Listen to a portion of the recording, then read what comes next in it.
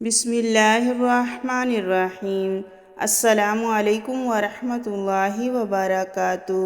حضرت انس رضی اللہ تعالیٰ عنہ بیان کرتے ہیں، رسول اللہ صلی اللہ علیہ وآلہ وسلم نے فرمایا، تم میں سے ہر شخص کو اپنی تمام ضرورتیں اپنے رب سے مانگنی چاہیے، حتیٰ کہ جب اس کے جوتے کا تسمہ ٹوٹ جائے تو اس کے بارے میں بھی اسی سے سوال کرنا چاہیے۔ مشکوٰۃ المصابیح، حدیث نمبر 2251۔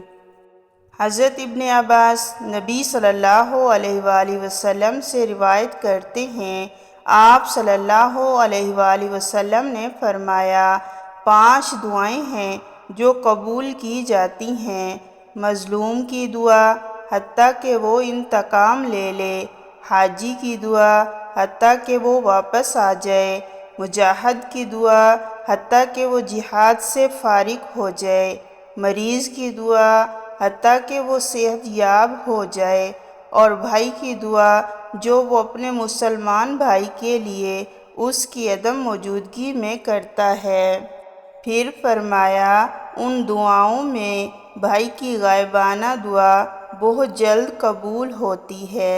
مشکوٰۃ المصابیح، حدیث نمبر 2260۔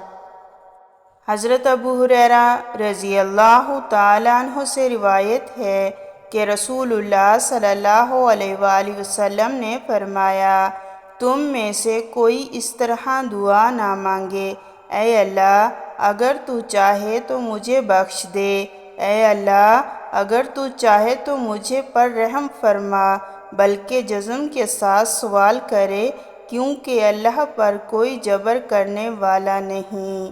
سنن ابو داؤد، حدیث نمبر 1483۔